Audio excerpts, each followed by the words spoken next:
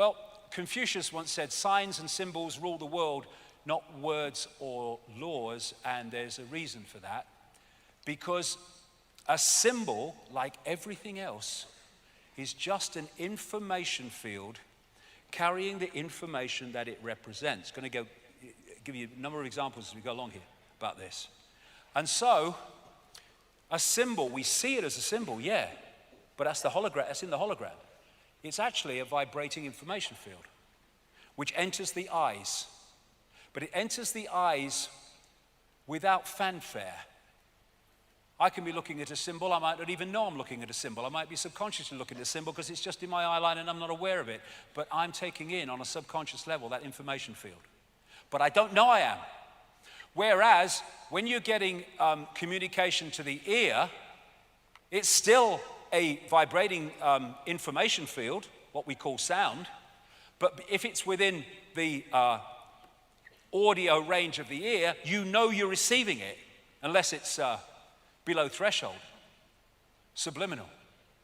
So the greatest way of getting information into the mind, into the brain, into the subconscious to influence perception is through the eyes, because you don't take it in. It's almost entirely subconscious. Look at that figure right at the start of the day, 11 million sensations a second, and the brain takes 40. But the subconscious takes the freaking lot, that's the point. And so symbols, the information in symbols, is a gateway to the subconscious mind, which eventually filters through to the conscious mind and starts to influence actions. And when you focus on a symbol, you are, through entrainment, syncing your energetic field with what the symbol represents.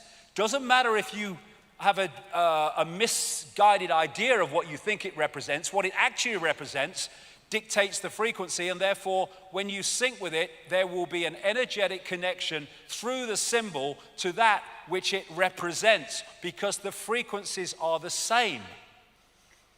So when you're focused on that, that's taking you into a certain low vibrational frequency. I mean, like I said, a symbol of a religion. Energy flows where attention goes. So if you can get people involved in rituals or anything that involves symbols and you put their attention on it, you are connecting them energetically, frequency-wise, to what that represents. And, you know, sportsmen will say that when there's a big crowd and they're all on their side, willing them to win, they get energy from them. Why? Because the focus of the crowd on who they want to win makes an energetic connection with the person, and they start to feed more energy from the crowd. But it goes the other way too. When massive crowds focus on the symbols of this archontic force, whether it's personification or literal symbols, they're making the energetic connection, and their energy can be trawled because there is a frequency connection.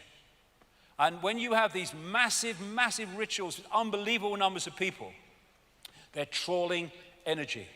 Go to a football match with a massively powerful atmosphere, and the hairs at the back of your neck stand up. Why? Because of the electromagnetic field generated by the crowd. That electromagnetic field en masse is what these people trawl. When you go to like Mecca and they're focusing on this, and we'll come to what that is shortly, what that represents is creating a frequency connection through what that represents to what that actually is. When they focus on Mecca, they're focusing on that Kaaba cube, and there are consequences energetically for that.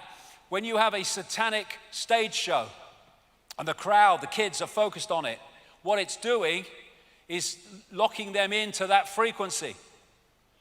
Entrainment. So there's so many ways that we are fed off in that way. And symbols is a massive way. Of course, the eye is a universal symbol of this network. There you see the eye on the necklace of the mysteries. It goes way, way back. In banking and politics, in church, in state, you see it. This is thousands of years old, found in Ecuador. And there is the eye and the 13 levels of the pyramid. And under ultraviolet light, that even shines the illuminated eye. And that's what you find on the dollar bill. It's one of the major symbols of this archontic network. And there's 13 levels, exactly as in Ecuador thousands of years ago. There it is in Freemasonry, because you'll find it in Satanism, you'll find it in Freemasonry, you'll find it in banking, you'll find it in politics, because they all ultimately are worshiping the same gods. That's MI5. There it is again, the security agencies. MI6, again, the pyramidal shape. This is a church. I think it's in Poland. And here we go, old twerper's back. There you go, have a twerp. Stage show, there it is, classic. And these are locking people in. There's Madonna. What's the chances of this? Katy Perry, Angelina Jolie, Lady Gaga, CBS, Jay-Z. Unbelievable. What's the chances of Chancellor Merkel doing that every time? That's bloody ludicrous. It's not even a natural thing to do. And then you look, I mean, this is unbelievable, this. Animated bloody cartoons and stuff. This pyramid and all-seeing eyes frickin' everywhere. I'm not going to go through them all because of time, but every one of the shots that you're going to see has got that in it. Look at them, all over the bloody place. And this is feeding something into the subconscious of those who watch, overwhelmingly kids. The programming starts subconsciously from the earliest age. Like the Olympics in 2012, the one-eyed man, the eye. Here you had the Monsters, Inc. The central character had a single eye, and the monsters were feeding off the energy of children. It was their sustenance. And then you have this is unbelievable again, the number of personalities who get photographed covering one frickin' eye up in some form. I mean, look at it. And there's hundreds more. And most of them won't know. Another great symbol of this archontic network in all its forms is the flame or the lighted torch. And what the Gnostics said was that the archons are made from luminous fire, the jinn were made from smokeless fire, according to the Islamic belief, and the archon phoenix, that all comes from this archontic symbolism, the phoenix rising from the ashes in fire. And according to Freemasonic historians, the phoenix morphed in terms of symbolism into the more acceptable eagle, and that's why you have eagles on so many flags and state logos. So all this is putting information into the subconscious mind to filter through to the conscious mind. So, in plain sight, Saturn. Saturn is, I would say, after my research over the years, is fundamental to understanding how this, quote, bad copy became our fake reality and continues to be so. First of all, Saturn was widely worshipped in the ancient world. Question, why would it be when we can hardly frickin' see it, never mind what the ancients could do? Well, there's a story about why. This, as we see it today, wasn't always like it was, and in geologically very recent times, it wasn't like this. People like Immanuel Velikovsky and others have studied over the years and written books, and they've been followed up by people like the Electric Universe researchers like David Tolbert and Thornhill in books more recently, as they have looked at the evidence that there was a catastrophic upheaval in the solar system in the relatively recent past, not yesterday afternoon, but the relatively recent past, which could well sync with when this bad copy fake reality was locked in. All over the world you have global destruction myths and catastrophe myths manifesting under names like Atlantis and Lemuria and Mu, but they are unbelievable in their common themes of how they describe what happens. And after this movement of planets, which was a massive disruption of the electromagnetic order, as I mentioned earlier, which meant the stability had gone, they ended up where we see them today. Now, this is a fantastic book. I almost can't get it now, and if you can, it costs a fortune. But it represents a magnificent piece of research by this man, David Tolbert, one of the people involved in the electric universe information. It's called the Saturn myth. And what he did was study the worship of Saturn all over the world, studied its symbolism, studied what they said about it, studied why they said they worship Saturn.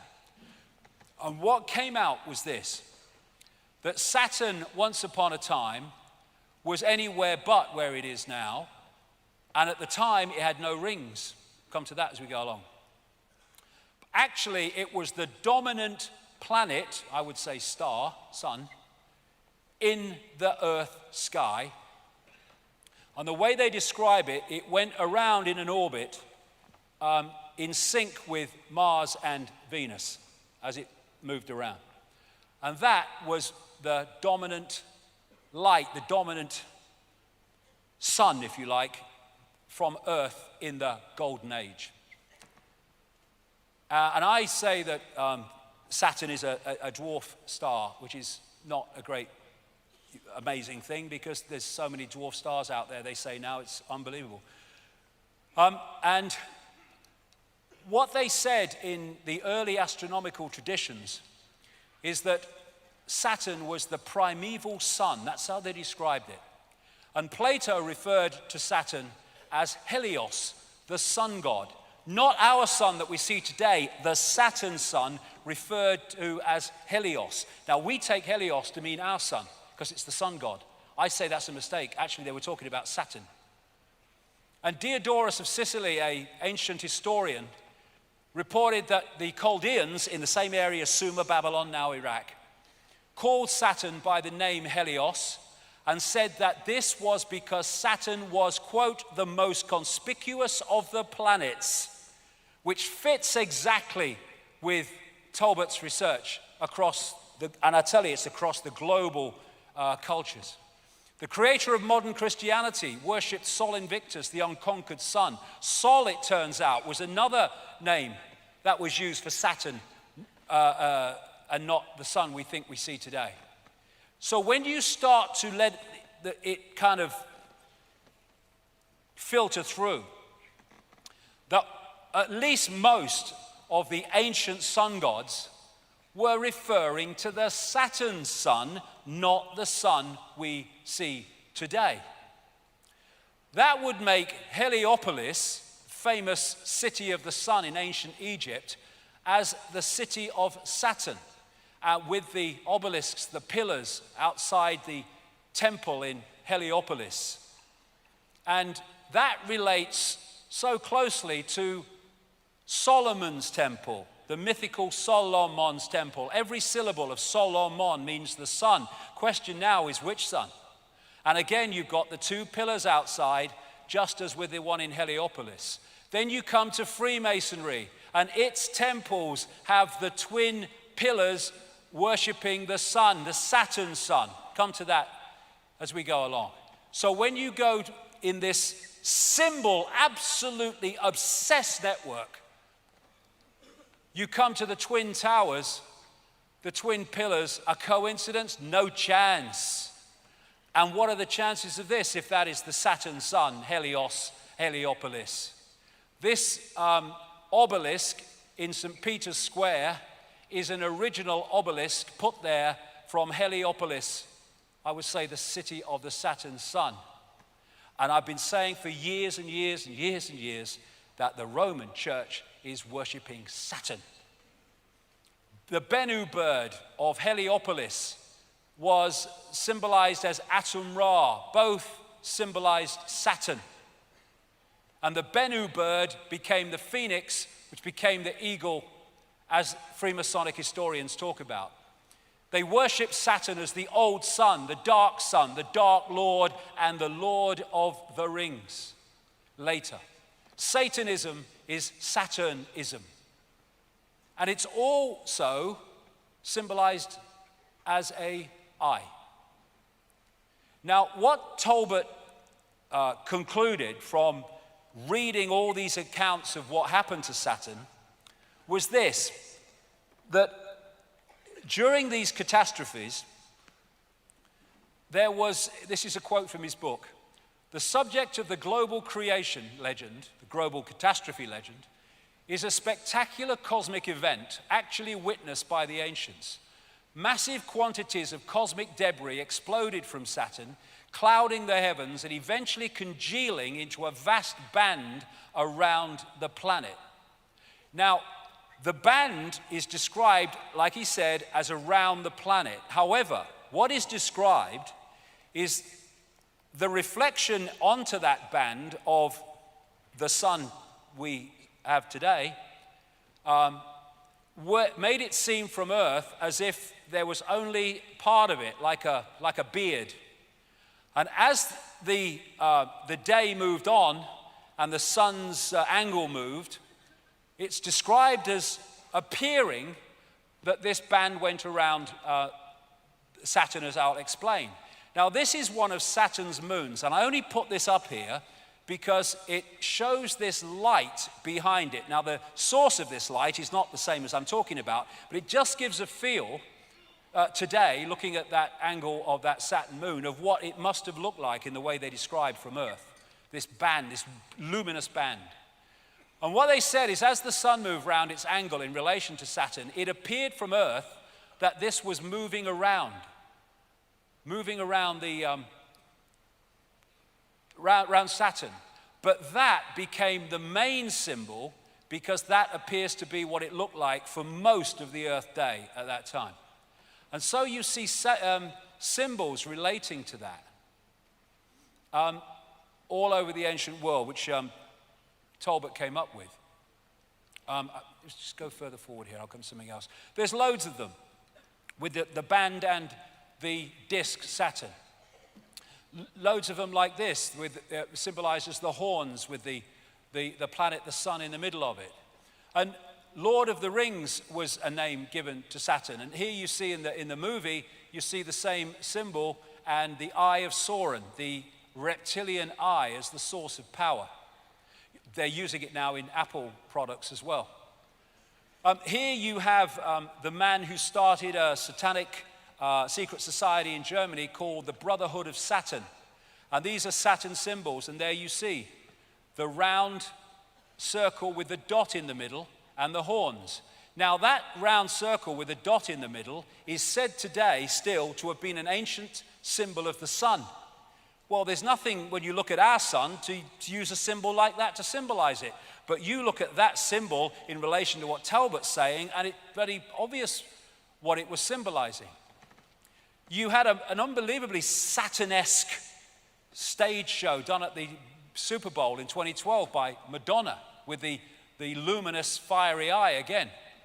And there is Saturn with the crescent between the Twin Towers in the Mother Lodge of Freemasonry in Great Queen Street in London.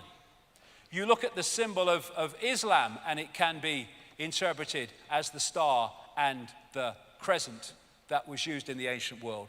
These laurel leaves symbols are very much in sympathy with that. This, of course, is the United Nations with the world as a target, very appropriate, and that is the symbol of the Windsors, the royal family, the Windsors royal family. That's, of course, an American great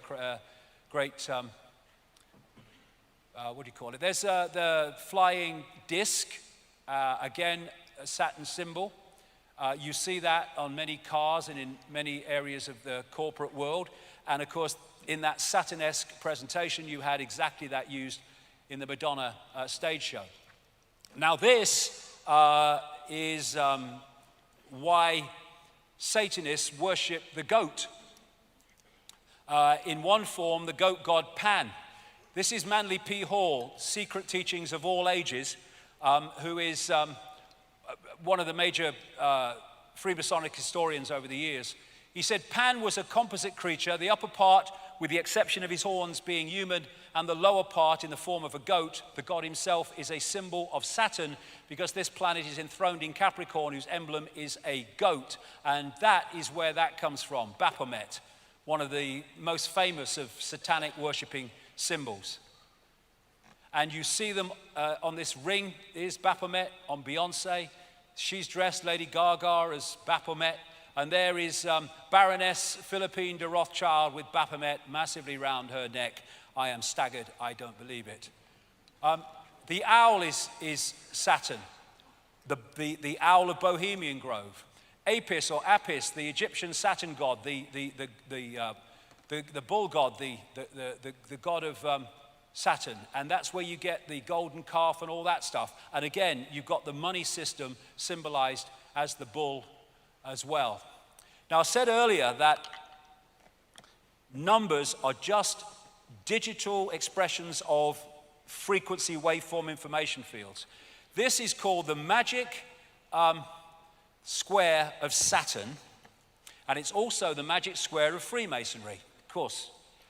And why it's magic is whatever way you go and you add those numbers up, they come to 15, don't matter which way you go.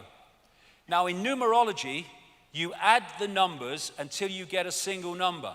So 15 in numerology is 666, 666, and that represents the energy frequency of Saturn, which I'll come to.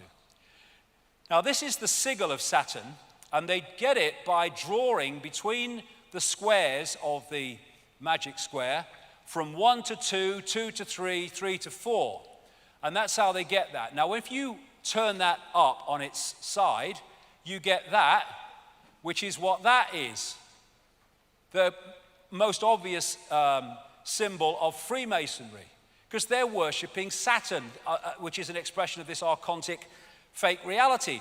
That is the symbol of Balmoral, the Scottish home of the royal family. Exactly the same, the sigil of Saturn.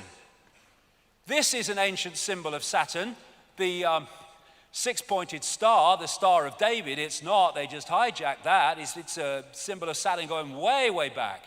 And this is where the name Rothschild came from. They had a red version of the six-pointed star on their house in Frankfurt, where the Rothschild dynasty came out of. And in German, red shield is Rothschild. The very name Rothschild comes from a symbol of Saturn. And they then took it and put it on their fiefdom of Israel. Saturn, same with many law enforcement symbols. There it is as an ancient depiction of Saturn, six-pointed star and the moons. There's the six-pointed star on this necklace of the mysteries. And here it is again. And all of these are from Asia. It is not a unique Jewish symbol. The Rothschilds took it as a symbol of Saturn and put it as a Jewish symbol. No one is more manipulated by the Rothschilds than the Jewish people of the world. No one.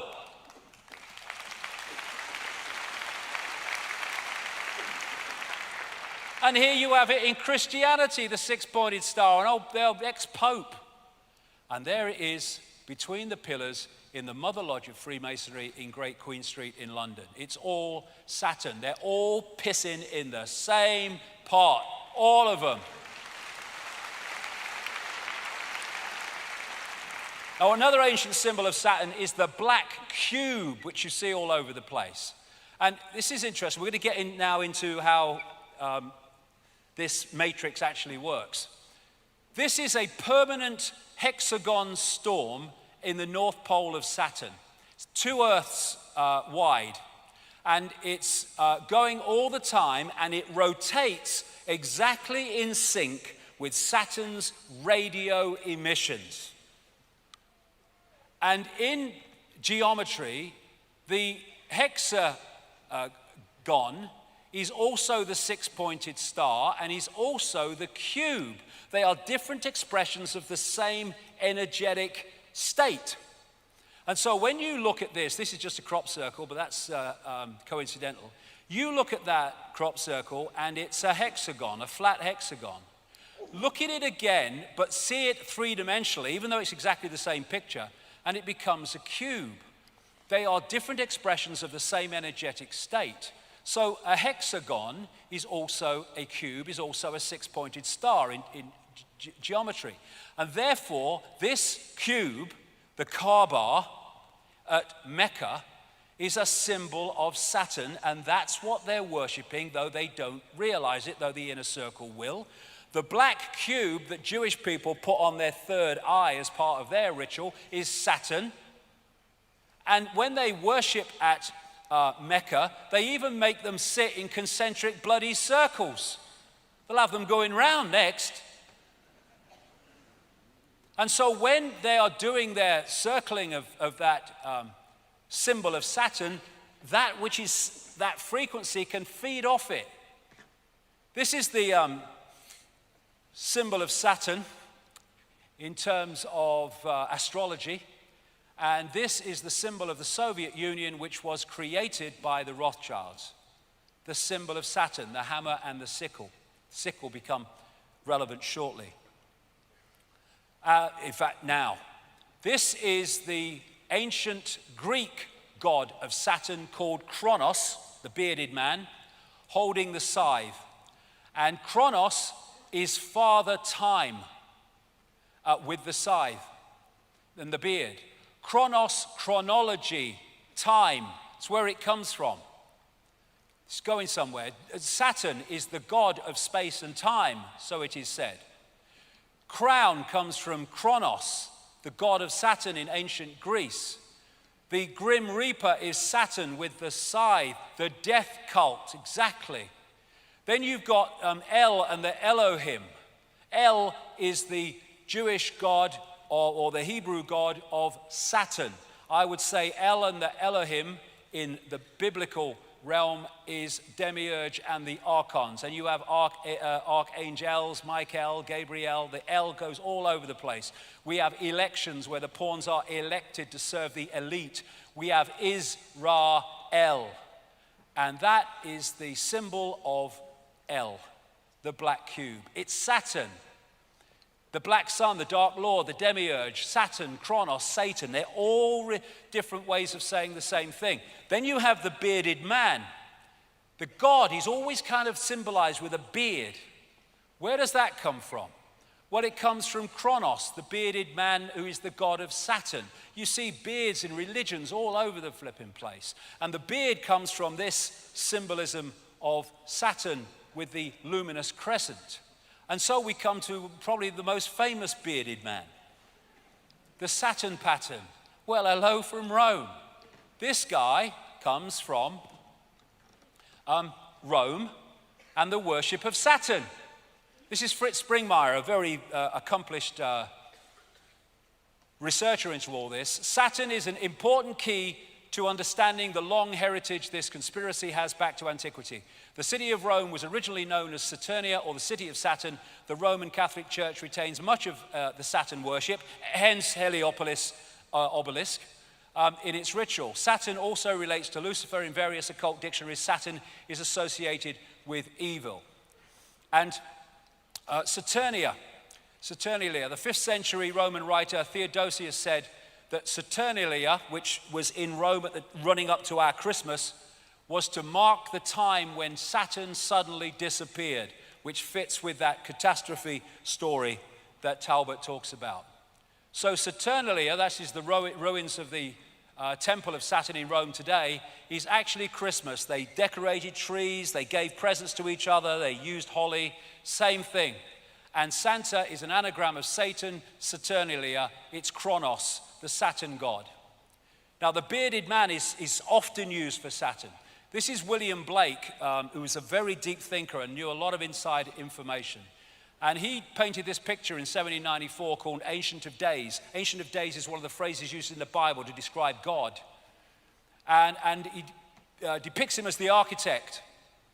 This is on the GE building in Rockefeller Plaza in New York. Again, the Ancient of Days, which I say is the demiurge Saturn, the architect. Freemasons call their God the great architect of the universe. The demiurge was called by the Gnostics the great architect of the universe. And in the Matrix, we had the architect creating the fake reality, the bearded man. And when you look at Saturn, the control system, it fits all the boxes of the society we live in. The religions, secret societies, and Satanism are worshipping Saturn. Astrologically, in other words, energetically, banking is astrologically ruled by Saturn. Politics and the institutions of state of all levels, astrologically ruled by Saturn. Corporations, astrologically ruled by Saturn. Law in the court system, astrologically ruled by Saturn. Science, astrologically ruled by Saturn. And it's amazing that the left side of the brain and the traits of it, and the Saturnian traits and the reptilian brain traits are remarkably the same. So all these different parts of the human institutions of society are Saturn's little helpers. The vast majority not knowing, the inner circle absolutely knowing. All this court symbolism and religious symbolism and the headgear in education, it's all Saturn. And you see it endlessly in corporate logos. Now, Jordan Maxwell has been talking about Saturn symbolism being all over society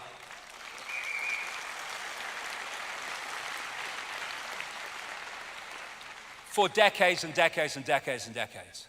My question is, why? Why is Saturn symbolism everywhere? Why is it worshipped by all these people? There has to be a reason. Well, I think this is the reason after what I put together. The Saturn-Moon matrix. The Gnostics said of the archons, they make something appear to happen that does not actually happen. They can induce virtual reality experience. And they say of the jinn in Islamic belief, manipulate humans by creating illusions. I went into this subway station in New York a few years ago and saw this painted on the floor, and I thought, that's extraordinary. You had the eye and the ring, Saturn, and over the world was this broadcast system, basically. But it started a train of perception and research. And again, we go back, do we live in a simulation? What is the archon illusion that's given us this fake reality compared with the one that was before? What is making us decode a different reality now to the one we did before? And it seems to me that Saturn is fundamentally part of this fake matrix that we call the world, and that part of what it does is act as a firewall from the original reality so we don't decode it, just like they do in China to stop people getting great tracts of the internet. Interestingly, the Gnostics say the outermost planetary sphere or archon of the matrix, was Saturn. Beyond that was Leviathan, a snake swallowing its own tail called the Ouroboros. Souls had to pass through this to reach paradise. There was another esoteric concept called the ring pass not.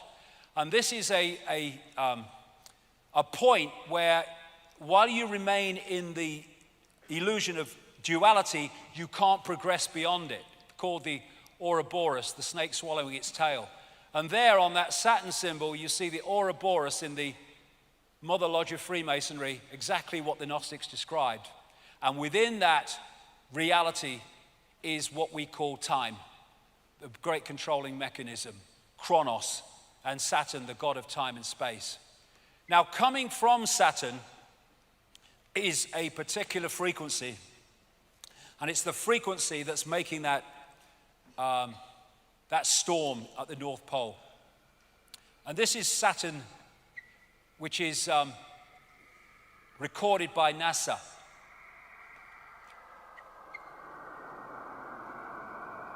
Nice, man. And what the Saturn rings are they're made of sound. I had this sent to me by a sound engineer. This is a ring of Saturn from a particular angle. And he said, I see that every day. That is sound.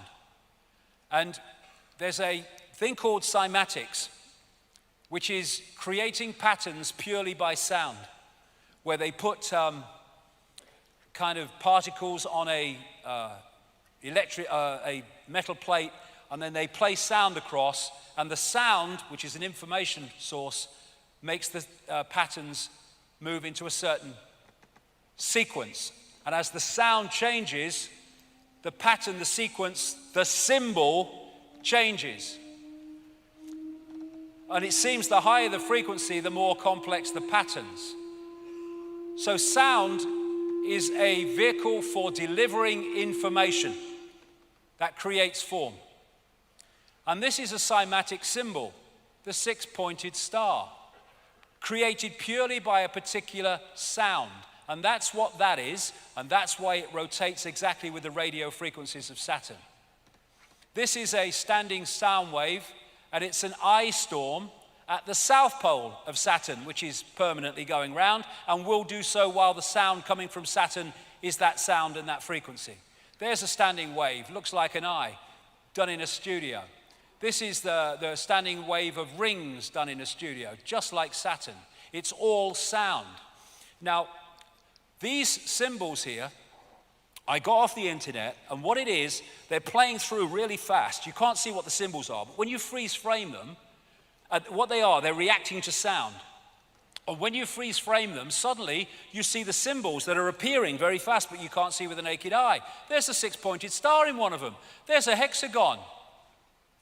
And so a symbol is an expression of a sound, and a sound is an expression of a symbol.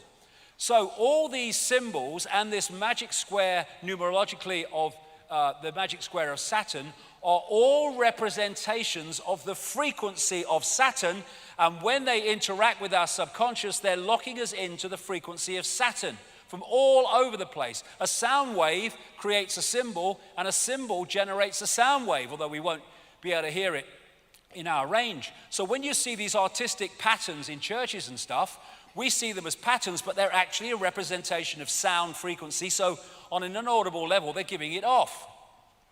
And Saturn is, therefore, I suggest, a major part of the broadcasting of this fake reality, which we are decoding into a world we think is real, but is actually fake. And maybe that was the pineal gland once. And maybe now that's Saturn, which has hijacked the pineal gland.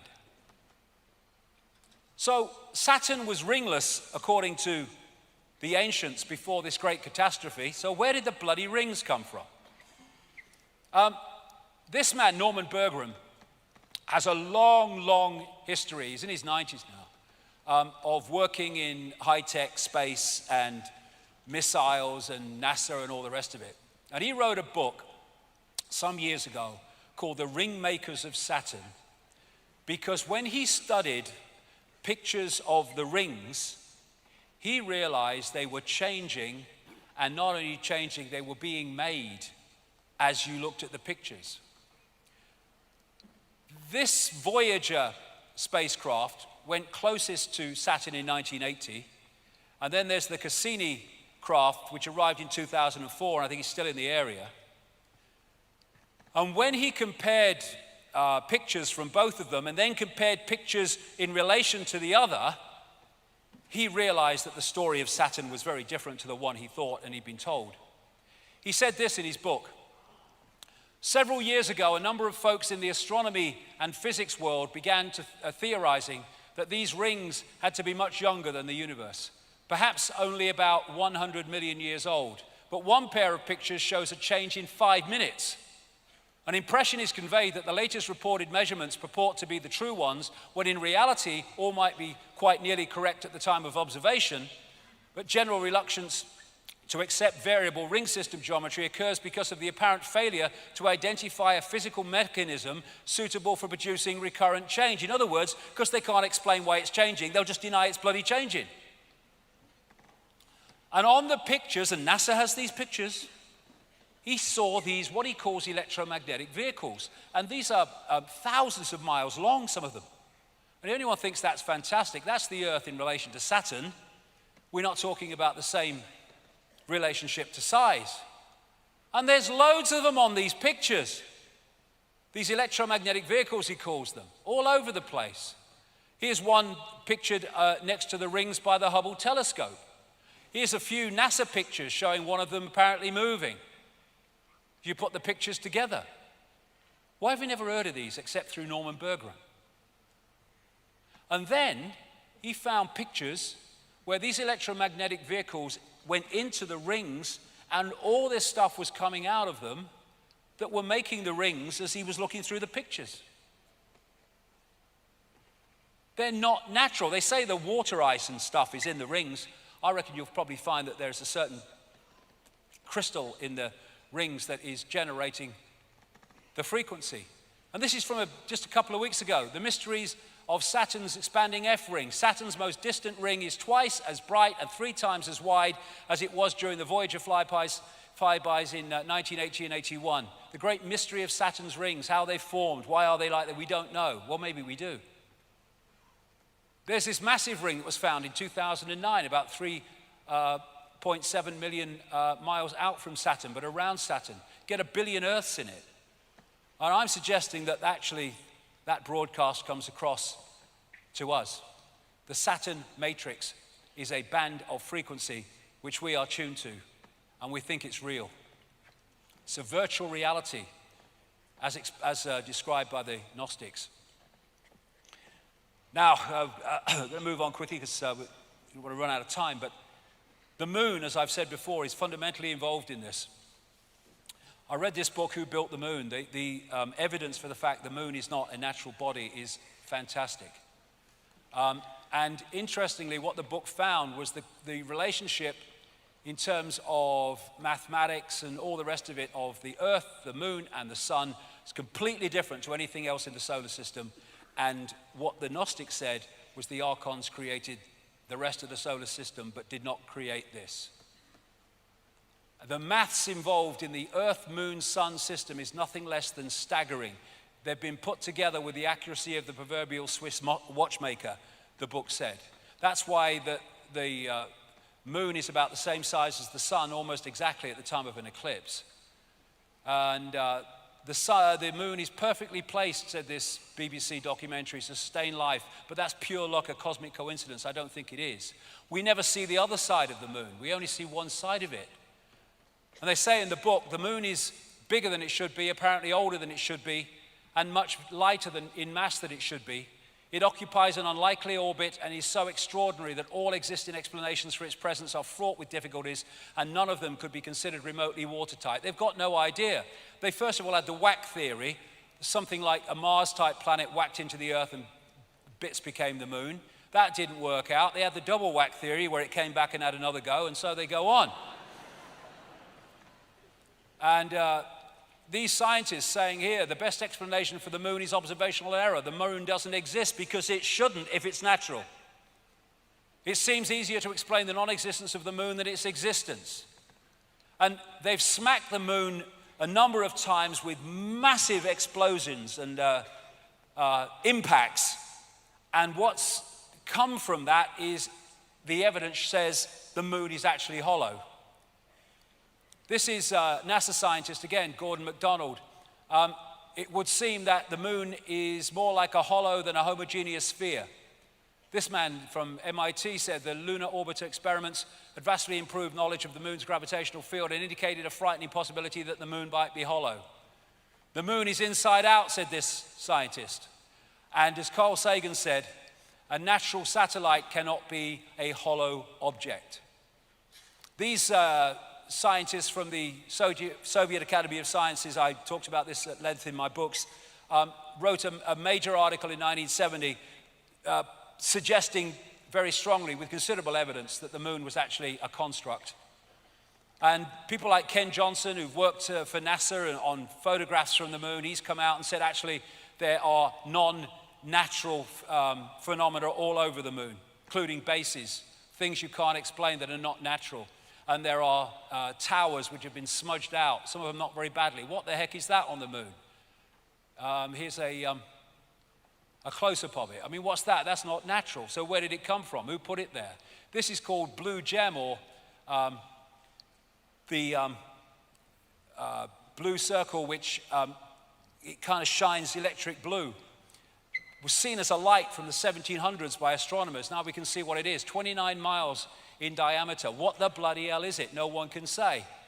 And in so many ways, the moon appears to be something akin to the Death Star moon in the Star Wars films. And indeed, 2 moons of Saturn look remarkably like the Death Star moon.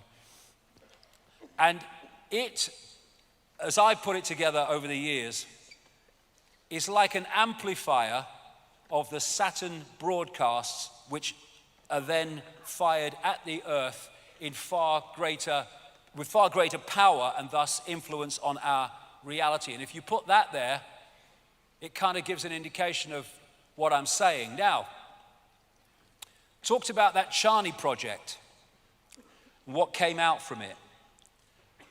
Long after I've been talking like this about the moon and its influence on our reality, this article came out, and in part of what was said in it, it talked about the moon. They said this entity that they connected through a computer system with said the moon is not a natural heavenly body. Life was better for humans before the moon came. Moon forces control time and manipulate the mood of humans. The moon is there to control the Earth's mood, emotion, and a big calm would come over the Earth without the moon. There would be only little storms, not big storms. The old race, Archons, captured the moon from space and located it next to the Earth. That is said to have happened by many, many ancient cultures. People and animals without the moon would become calm and peaceful, and anxiety and fear would dramatically decline. The oceans would be much calmer, heavy thunderstorms and lightning would be rare, and the climate would be balanced with no extreme heat or cold. Telepathic interdimensional communication would become widespread, and people would be able to see new colors, higher frequencies in an enhanced color spectrum. And that fits with the fact that this frequency, this matrix, is suppressing human expansion of awareness, keeping us in the box. There would be major changes. This really left field, this one. There would be major changes to the human respiratory system as blood and breathing chemistry changed. Those born after the moon's demise would be able to hold their breath underwater for hours at a time. The Saturn-Moon matrix. That's the reality we think is the world, the one that is locking us in to this round and round and round free society. Go to work, work, buy, consume, die. Work, buy, consume, die. That's the matrix that's playing us.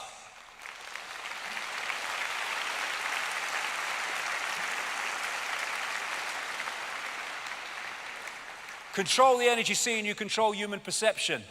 We are in a band of frequency. A band of frequency is the matrix, a band of frequency of information. We are blinded by the light.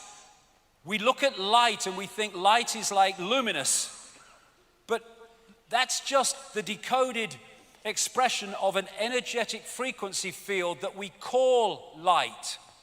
And when they talk about God saying, "Let there be light" in the Old Testament, I would suggest that's far more likely this demiurge, fake God in this Genesis description, building the matrix. Let there be light. The speed of light in the walls of the matrix. Beyond that is beyond its walls of suppression. So people are within the matrix thinking it's the world going round and round and round, being played like a violin while they think they're playing the instrument. And like a prisoner in a pitch black cell, we may never be able to see the walls of our prison. And that is the wall, I would suggest. And that's why anyone gets close to saying we can go faster than the speed of light, the scientific establishment comes down on them like a pile of bricks. Real? Is it real? Is the night sky real, or is it a planetarium? I've been thinking that since I was a kid. Well, for a start, it only exists in that form in our heads, so quite easily can be just a construct rather than what we call natural. The archontic architects of our fake reality. And so this scene from the Matrix movie is absolutely perfect if you had two words. The Saturn Moon Matrix is everywhere. It is all around us, even now in this very room. You can see it when you look out your window or you turn on your television. You can feel it when you go to work, when you go to church, when you pay your taxes. It is the world that has been pulled over your eyes to blind you from the truth. What truth? That you are a slave, Neo. Like everyone else, you were born into bondage, born into a prison that you cannot smell or taste or touch, a prison for your mind.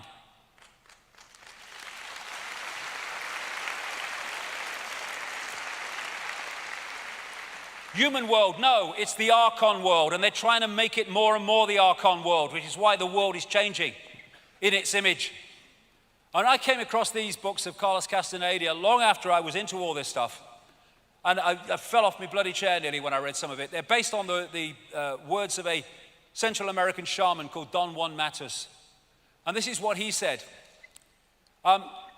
We have a predator that came from the depths of the cosmos and took over the rule of our lives. Human beings are its prisoners. The predator is our Lord and Master. It has rendered us docile, helpless. If we want to protest, it suppresses our protest. If we want to act independently, it demands that we do not do so. Indeed, we are its prisoner. They took over us because we are food to them, yes, low vibrational emotional energy. And they squeeze us mercilessly because we are their sustenance. Just as we rear chickens in coops, the predators rear us in human coops, human eros. Therefore, their food is always available to them, especially if there's lots of wars. Think for a moment and tell me how you would explain the contradictions between the intelligence of man the engineer and the stupidity of his systems of belief, or the stupidity of his contradictory behavior. Sorcerers believe that the predators have given us our systems of beliefs, yes, our ideas of good and evil, yes. Our social mores, they are the ones who have set up our dreams of success or failure. They have given us covetousness, greed, and cowardice. It is the predator who makes us complacent, routinary, and egomaniacal. In order to keep us obedient and meek and weak, the predators have engaged themselves in a stupendous maneuver. Stupendous, of course, from the point of view of a fighting strategist, a horrendous maneuver from the point of those who suffer it. They gave us their mind. The predator's mind is baroque, contradictory, morose, filled with the fear of being discovered any minute now.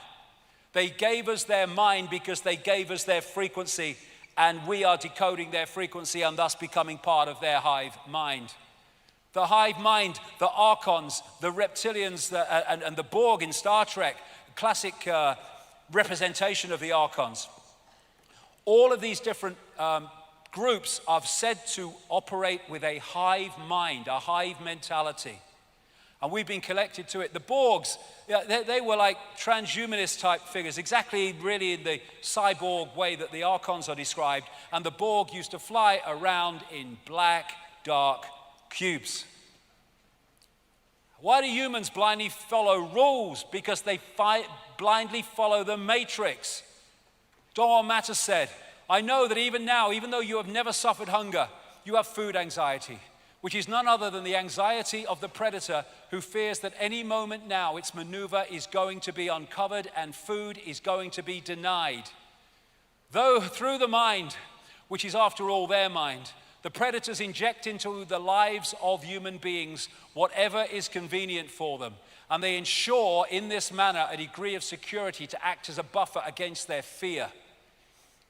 Sorcerers of ancient Mexico reasoned that man must have been a complete being at one point, with stupendous insights, avatar society, feats of awareness that are mythological legends nowadays. And then everything seems to disappear and we have now a sedated man. What I'm saying is that we have against us is not a simple predator. It is very smart and organized. It follows a methodical system to render us useless. Man, the magical being that he's destined to be, is no longer magical. He is an average piece of meat. There are no more dreams for man than the dreams of an animal who is being raised to be a piece of meat, trite, conventional, imbecilic. And what they've done, because of our superior creative potential and expansion of consciousness potential, they have, although they are inferior to that in terms of potential because they are a distortion, they have reduced our, or that of the vast majority of humanity, to a lower level of awareness than they have. And thus this fits the situation perfectly. In the kingdom of the blind, the one-eyed man is king. We are the blind. The archons are the one-eyed king. But when we become the two-eyed, third-eyed, true consciousness that we are, game fricking over.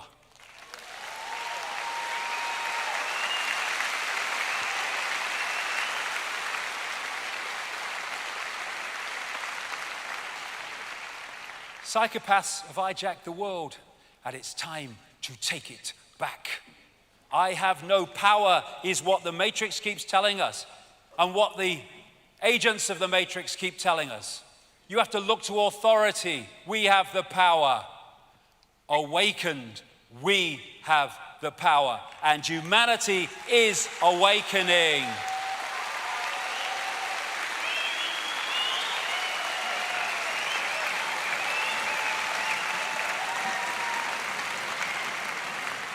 And like I said right at the start, understanding the problem is to understand the solution. And we're starting to understand the problem.